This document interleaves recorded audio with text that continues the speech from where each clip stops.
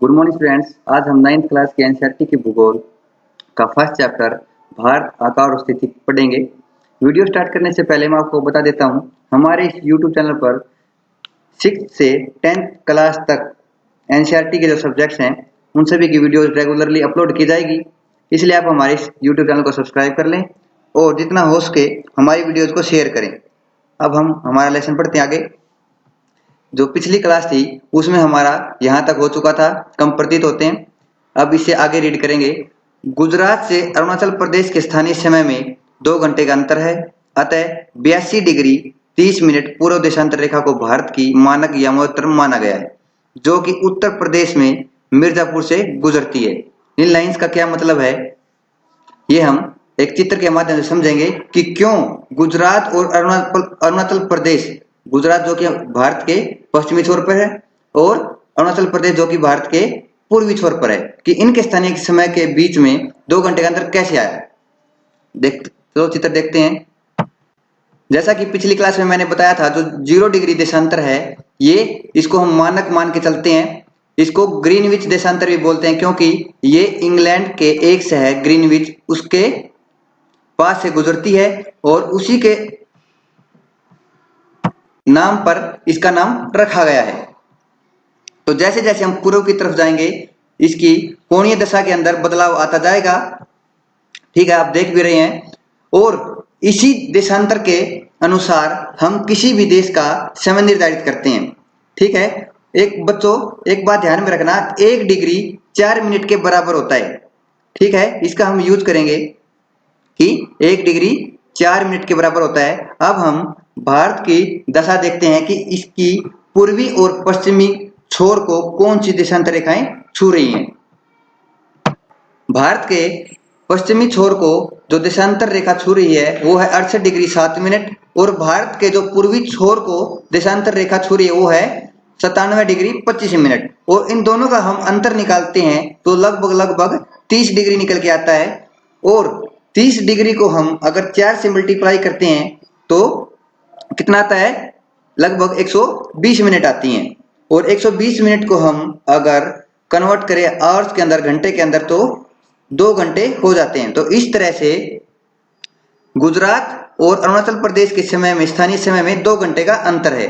ठीक है, लेकिन हमने ना तो 97 डिग्री 25 मिनट को और ना ही 68 डिग्री 7 मिनट को हमारे देश का मानक समय माना है। हमने जो 82 डिग्री 30 मिनट है इस देशांतर रेखा को मानक माना है हमारे देश के समय निर्धारण के लिए। और ये रेखा उत्तर प्रदेश के एक शहर है जिसका नाम है मिर्जापुर, उसके समीप से गुजरती है, जो कि यहाँ पर उपस्थित है, जहां पर एरो आपको दिखाई दे रही है। उत्तर प्रदेश मैं बता देता हूं एरो के माध्यम से आपको कि कहां पर है, यहां पर उत्तर प्रदेश है।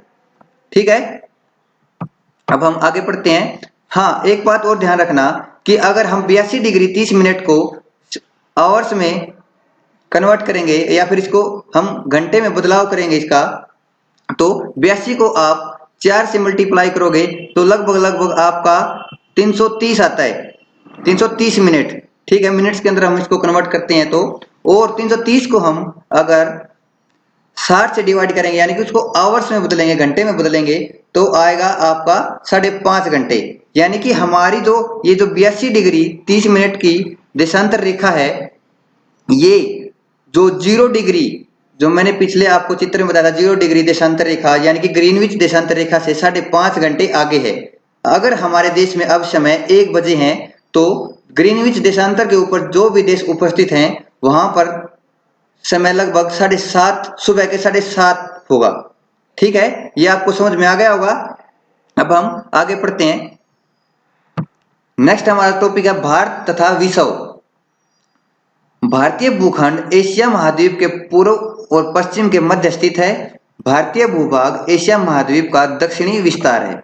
अब देखो एशिया, बेटा हमारे मैप में यहाँ पे जो ब्राउन कलर में ये एशिया है, एशिया महाद्वीप, और ये इसका एरो को देखो, ये इसका पूर्वी भाग है, ये इसका पश्चिमी भाग है, भारत इसके मध्य भाग में है। ठीक है, जो पहली लाइन बताई थी उसका मतलब ये है। और ये एशिया महाद्वीप का दक्षिणी विस्तार है, क्योंकि भारत का विस्तार दक्षिण की ओर हो रहा है। ठीक है, ये आप समझ गए होगे।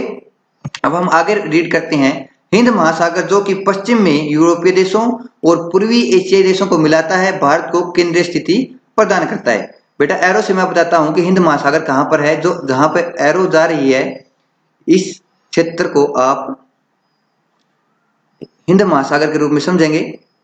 ठीक है, अब देखो इसने बोला है कि जो हिंद महासागर है कौन से देशों को मिलाता है, जो पूर्वी एशियाई देश हैं यानी कि ये वाले जो, ठीक है इनको, और जो यूरोपीय देश हैं उनको मिलाता है, और भारत को केंद्रीय स्थिति प्रदान करता है क्योंकि भारत इसके बीच में उपस्थित है। ठीक है, ये समझ गए होगे। अब आगे पढ़ते हैं। दक्षिण का पठार हिंद महासागर में शीर्षवत फैला हुआ है और पश्चिम एशिया, अफ्रीका और यूरोप के देशों के साथ साथ पूर्वी एशिया के देशों से भी पूर्वी तट के माध्यम से निकटतम संबंध बनाए हुए। दक्षिण का पठार बेटा हमारे देश में है, जो दक्षिणी भाग है हमारे देश का, ये दक्षिण के पठार पर उपस्थित है। ठीक है, और ये शीर्षवत मतलब कि इसका जो सामने का जो हिस्सा है वो किसके अंदर फैला हुआ है, ये वाला हिस्सा इंडियन ओशन यानी कि हिंद महासागर में शीर्षवत फैला हुआ है। ठीक है, अब आगे पढ़ते हैं।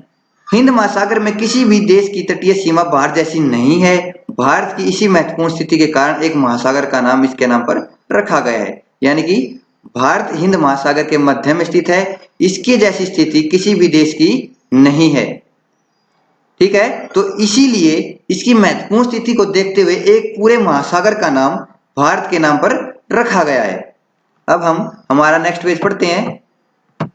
आगे है, भारत का विश्व के देशों के साथ संपर्क युगों पुराना है, परंतु यह संबंध समुद्री जलमार्गों की अपेक्षा भूभागों से होकर था। यानी कि भारत वैसे तो विश्व से काफी युगों से जुड़ा हुआ है, लेकिन वो समुद्री जलमार्गों से जुड़ा हुआ नहीं था, वो भूभागों से जुड़ा हुआ था। ठीक है, उत्तरी पर्वतों के दर्रों से अनेक यात्री प्राचीन काल में भारत आए, जबकि समुद्री मार्ग बहुत समय तक ज्ञात नहीं थे। यानी कि जो प्राचीन काल है उसमें जो यात्री आते थे वो समुद्री माध्यम से नहीं आते थे हमारे देश में, वो दर्रों के रास्ते आते थे। बेटा दर्रे होते हैं, जब दो बड़े पर्वत होते हैं उनके बीच का जो संकरा रास्ता होता है उसको दर्रा बोलते हैं। ठीक है, और वो जो यात्री हैं, प्राचीन यात्री, वो उन्हीं दर्रों के माध्यम से हमारे देश में प्रविष्ट करते थे। अब आगे पढ़ते हैं। इन मार्गों से प्राचीन समय से ही विचारों और वस्तुओं का आदान प्रदान होता रहा है। भारत का पश्चिम मध्य और पूर्वी एशिया तथा दक्षिणी एशिया के पड़ोसी देशों के साथ एक अद्भुत संपर्क रहा है। इसी प्रकार उपनिषदों के विचार, रामायण तथा पंचतंत्र की कहानियां, भारतीय अंक एवं दशमलव प्रणाली आदि संसार के विभिन्न भागों तक पहुंच सके।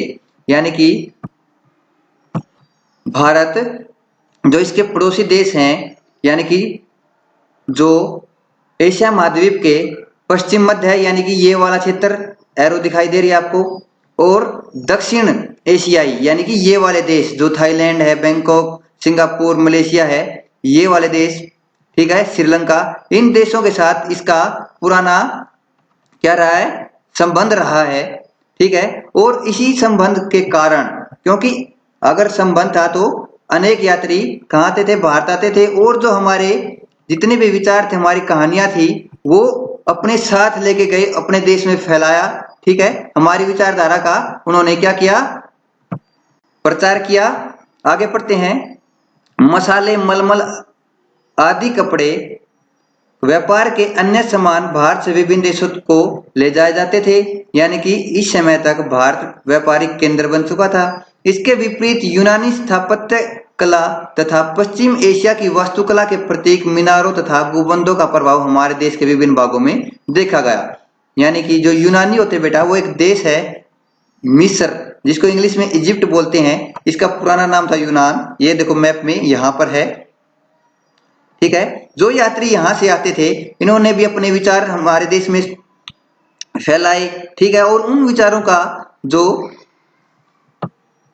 प्रभाव है हमारे देश की मीनारों और गुंबदों पर पड़ा।